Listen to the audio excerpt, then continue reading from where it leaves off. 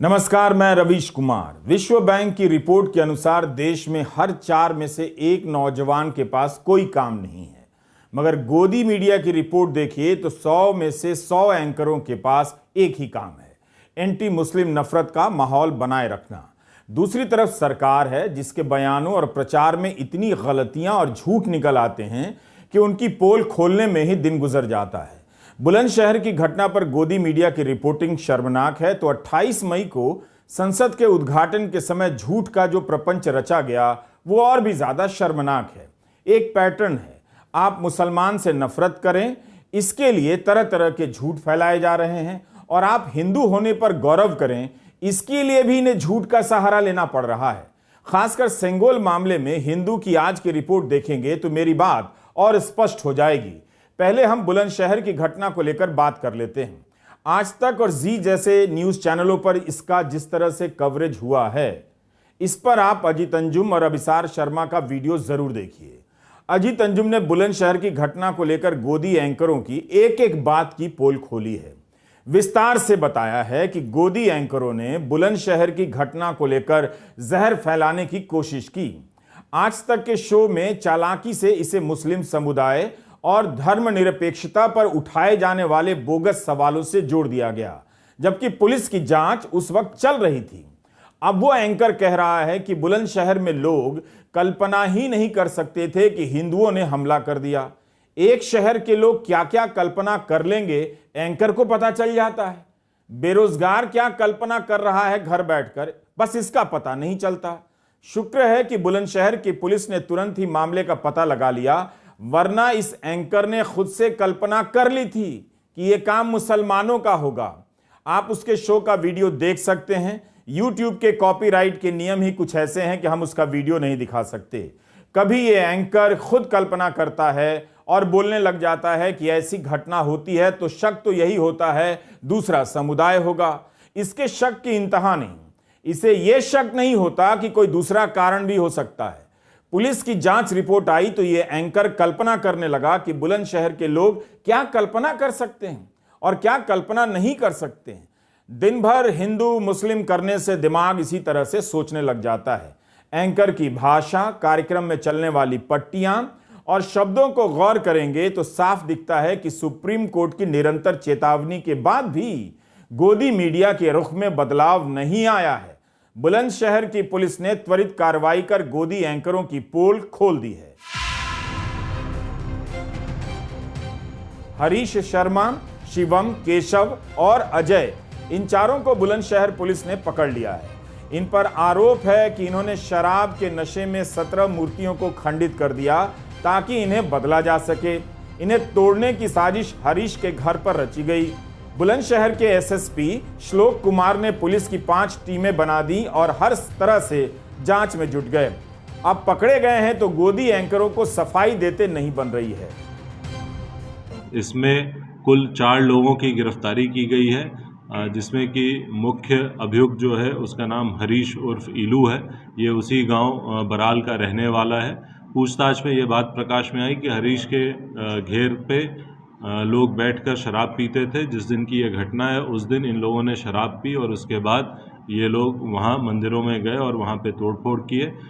घटना में प्रयुक्त एक सब्बल जो कि इन लोगों ने इस्तेमाल किया था उसे बरामद कर लिया गया है। इस घटना से संबंधित कुछ सीसीटीवी फुटेज व अन्य महत्वपूर्ण साक्ष्य मिले हैं, जिनके आधार पर इन 4 लोगों को आज न्यायिक अभिरक्षा में भेजा जा रहा है। हमसे एक गलती हो जाती है किसी वीडियो में तो तनाव हो जाता है, बेचैनी बढ़ जाती है, मगर ये जानबूझकर गलती करते हैं तो भी इन्हें डर नहीं लगता है, क्योंकि सत्ता का संरक्षण इन्हें हासिल है। ऐसे नकारे पत्रकारों की सोहबत में सरकार ने और खासकर प्रधानमंत्री मोदी ने अपनी छवि दुनिया भर में खराब कर ली है। आप हाउसिंग सोसाइटी के अंकिलों और गोदी एंकरों से सावधान रहिए जो हर बात में नफरत की संभावना खोजने लग जाते हैं। इन चैनलों के पास बहुत बड़ा नेटवर्क होता है, रिपोर्टर होते हैं, करोड़ों रुपए के विज्ञापन का बजट होता है और बुलंदशहर दिल्ली के पास है। इसके बाद भी गोदी एंकर कल्पना के आधार पर एंकरिंग करता है।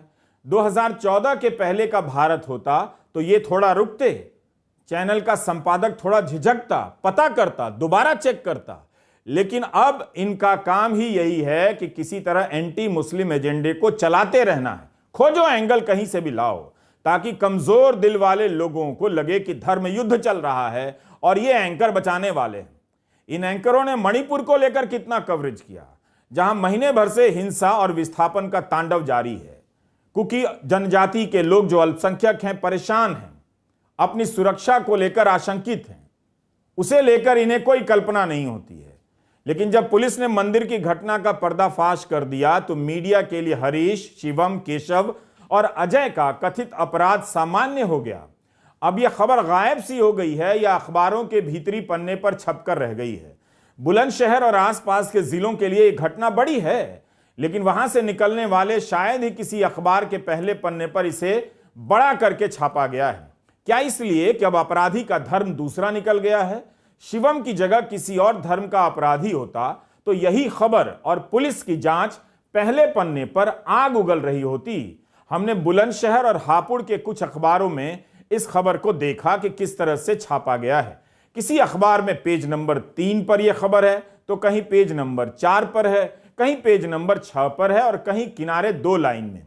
यानी जिस जिले और आसपास की यह खबर है, जिसे लेकर राष्ट्रीय स्तर पर गोदी मीडिया नफरती बवाल मचा रहा था, उसे अखबारों ने भीतर ही सरका दिया ताकि कम लोगों का ध्यान जाए।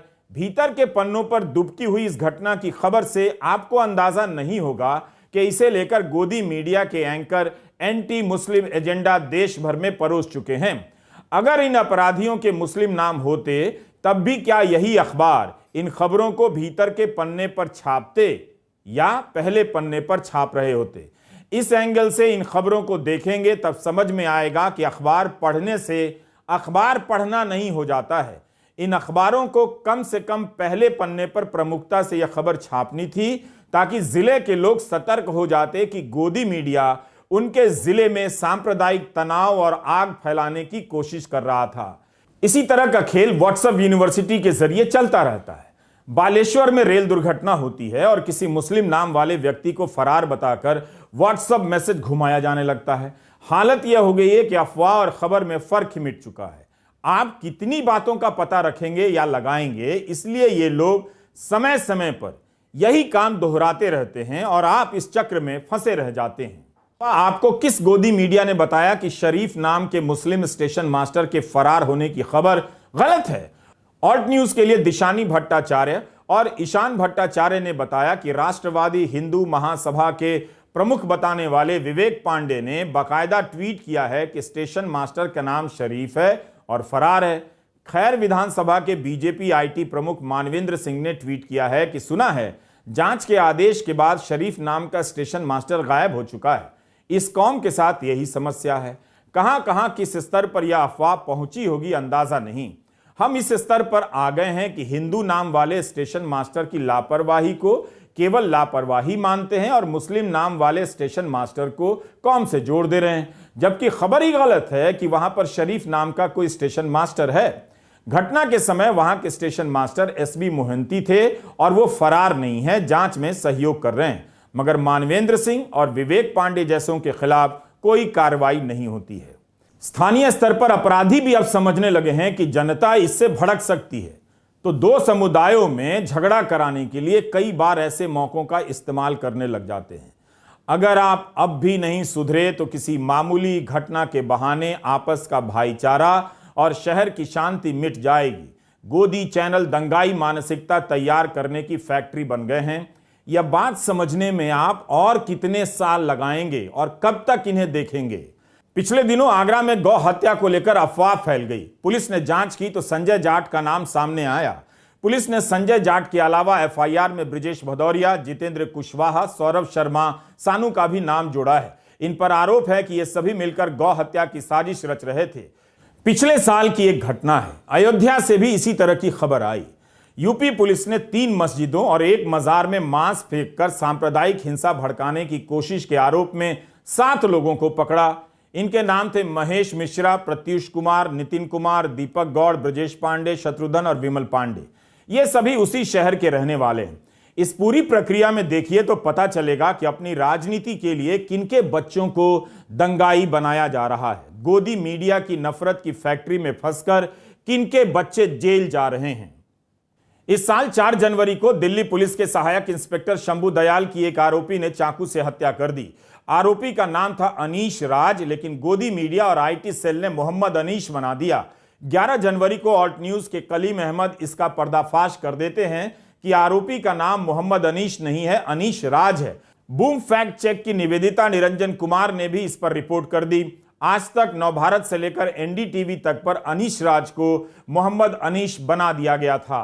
13 जनवरी 2023 को सुप्रीम कोर्ट के जस्टिस जोसेफ और जस्टिस नागरत्ना की बेंच ने कहा कि बढ़ती नफरत या टीवी पर जो पूर्वाग्रह फैलाए जाते हैं उसके खिलाफ संदेश देने के लिए क्या किसी एंकर को ऑफ एयर करने का फैसला लिया गया है? क्या किसी एंकर को हटाया गया है? कभी नहीं हटा सकते हैं। क्या अरुण पुरी अपने एंकर को हटा सकते हैं? बुलंदशहर की घटना को लेकर लोग आज तक के मालिक अरुण पुरी को भी टैग कर रहे हैं ट्विटर पर और उनसे जवाब मांग रहे हैं। लेकिन अब गोदी मीडिया को आलोचना से कोई फर्क नहीं पड़ता है, क्योंकि इसे सहारा देने के लिए एक राजनीतिक समाज भी तो है, ताकि इन्हें कुछ प्रतिष्ठा भी मिलती रहे, मंत्री के साथ भोज करने का मौका भी मिलता रहे और कुर्सी भी मिलती रहे। टीवी के कंटेंट पर नजर रखने वाली न्यूज चैनलों की स्वायत्त संस्था the news broadcasting and digital standards authority NBDSA ने भी कई बार चैनलों पर जुर्माना लगाया है, लेकिन इनसे इन्हें कोई फर्क नहीं पड़ता है। इसी 27 फरवरी को NBDSA ने न्यूज 18 चैनल पर प्रसारित होने वाले एंकर अमन चोपड़ा के प्रोग्राम पर 25,000 और 50,000 का जुर्माना लगाया। अपने फैसले में NBDSA ने कहा कि चोपड़ा ने एक तरफा होने की सीमा पार कर दी, सांप्रदायिक विभाजन फैलाने के लिए बयान दिए, गुजरात की एक घटना को लेकर पूरे मुस्लिम समुदाय को निशाना बनाया। जिस तरह से डिबेट किया गया वह निंदनीय था। यह लिखा है NBDSA ने अपने फैसले में और कहा कि चैनल अपनी वेबसाइट के साथ साथ अपने YouTube चैनल से दोनों कार्यक्रम के वीडियो हटाए। कई बार हो चुका है। अब इससे यही लगता है कि यह गलती से नहीं होता है, बल्कि जानबूझकर किया जाता है। गोदी मीडिया ने दर्शकों को भी अपने जैसा बना दिया है।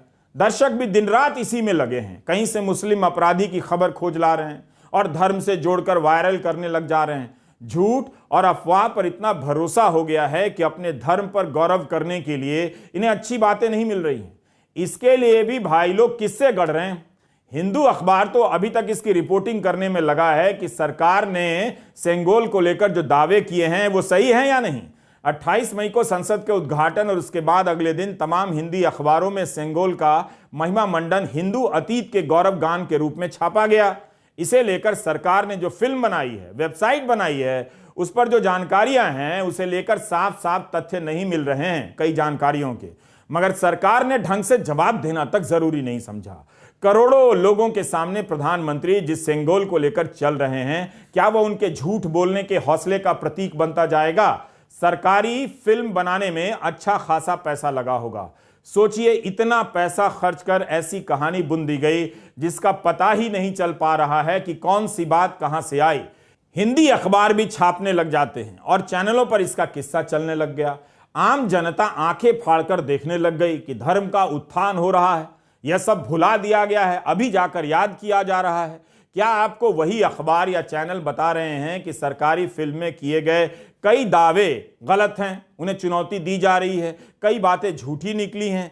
क्या शानदार कहानी बुनते हैं ये लोग। माउंटबेटन ने नेहरू से कह दिया, नेहरू ने राजा गोपालाचारी से कह दिया, और फिल्म में कहानी इस तरह से बुनी जाने लगती है कि कैसे राजगोपालाचारी अध्ययन कर रहे हैं, राजा जी तमाम तरह की किताबों के बीच बैठे हुए हैं, खोज रहे हैं, तमिलनाडु किसी को भेजते हैं, वहां सेंगोल बनता है। दादा रे दादा, हवाई जहाज से सेंगोल दिल्ली लाया जाता है, इसका वीडियो में दिखाया जाता है। हिंदू अखबार ने तस्वीर तक दिखा दी कि ये लोग ट्रेन से दिल्ली गए थे।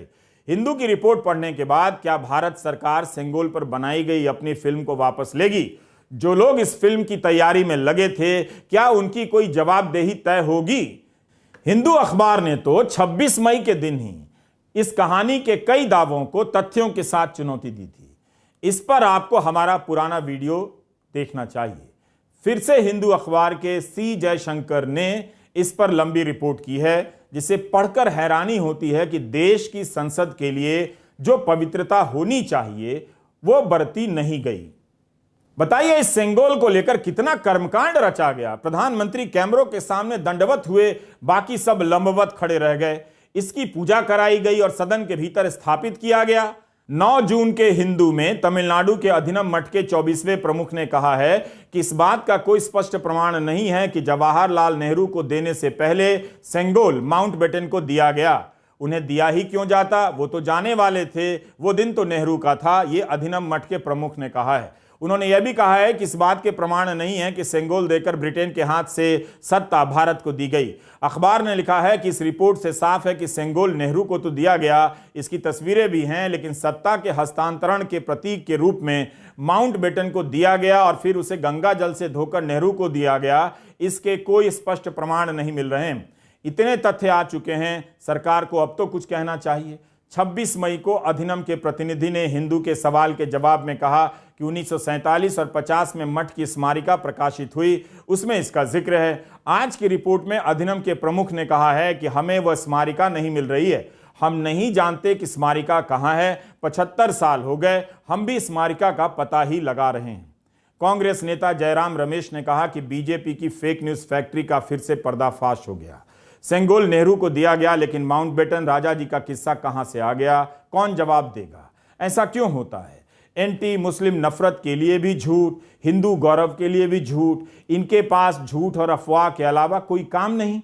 जब भी मीडिया ऐसा करता है, इसका एक बड़ा मतलब यही है कि देश की अर्थव्यवस्था अच्छी हालत में नहीं है, वरना वही दिखाते रहते। ये अंतर्राष्ट्रीय बाजारों में कच्चे तेल का भाव गिरा है, इसके बाद भी अब पेट्रोल और डीजल के दाम बर्दाश्त किए जा रहे हैं। इन सब पर बात ना हो, इसलिए दिन रात एंटी मुस्लिम मुद्दों पर बात होती है, क्योंकि गोदी मीडिया इस पर चर्चा नहीं कर सकता कि विश्व बैंक का अगर ये आंकड़ा सही है, तब तो भारत के नौजवानों की बेकारी पर दिन रात बात करनी पड़ जाएगी, प्रोग्राम बनाने पड़ जाएंगे। 2018 में बेरोजगारी दर 26.4% थी, 2019 में 22.9%, 2020 में 30.9%, 2021 में 23.9%, 2022 में 23.2%। ये विश्व बैंक की रिपोर्ट है।